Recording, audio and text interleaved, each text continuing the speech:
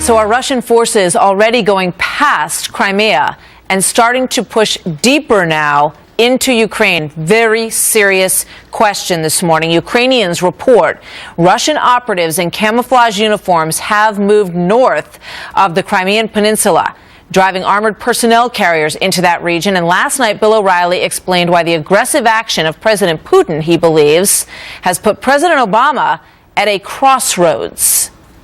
The European Union is too scared to do anything about it. Therefore, it's once again left to the USA to attempt to right the wrong. Putin clearly violating international law. There's no legal justification for this action. So, what will President Obama do? The answer is unclear, and anti-Obama forces are pounding the president. If the president sits it out, does nothing, he will go down in history as a weak leader. So that's from last night. Joined now this morning by John Bolton, former U.S. ambassador to the United Nations and a Fox News contributor. Ambassador, good morning. Good to have you here. Good morning. Glad to be with you. What do you make of this latest news? And when you read the accounts of the people in the Kherson region, where they are now starting to push, further north from Crimea, they are very frightened about further movements of Russian troops into Ukraine. Well, I don't think those people are frightened of Russian troop movements. They probably welcome them. I think this is Putin's style of negotiation. You put your foot on Ukraine's neck and then say, let's talk. My view is that Putin is still playing for the entire country. He wants a government in Kiev that will be subservient to Russian interests. And I think this is the way he gets people's attention. It's also consistent with a plan B to partition the country. But I think Putin's still playing for the whole thing. Yeah, but I mean, if he does continue to move into, as you say, playing for the whole thing, further areas, and there are parts of this new region that he's pushed into where they're hanging Ukrainian flags outside of their houses and they are, fighting to remain part of Ukraine. What kind of, that does put a revived question on the lap of President Obama. Here is a bit of sound from Colonel Ralph Peters on this last night. Here's what he said. I don't like Putin. He's vicious, ruthless, cruel man.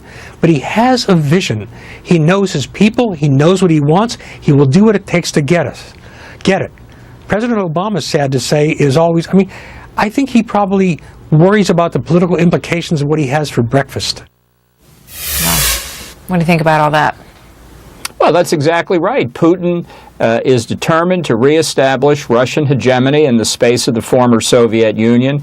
He knows that Ukraine is the big prize, and if he prevails there, all of the other former republics are in jeopardy, I would say, including NATO members Estonia, Latvia, and Lithuania.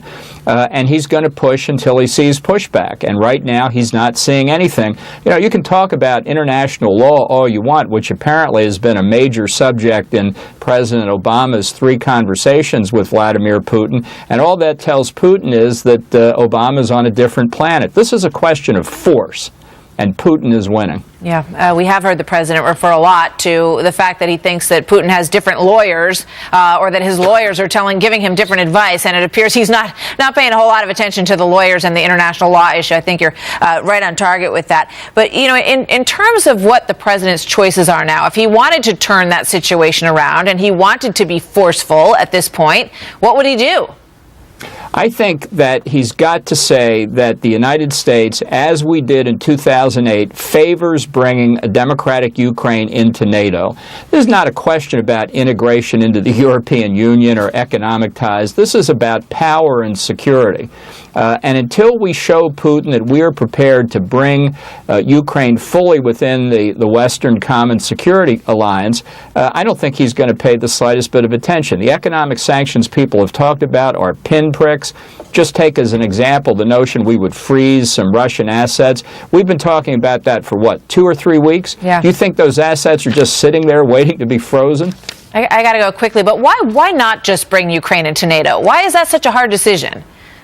Well, that was what we proposed in April of 2008. The Europeans were scared of Russia at that point. They rejected it. 4 months later, Russia invaded Georgia. I think there's a direct correlation. I don't think it's too late. We've obviously got to get the Europeans on board. That's not a small task. No, it's not. Ambassador Bolton, always good to talk to you. Thank you. Thank you, Martha.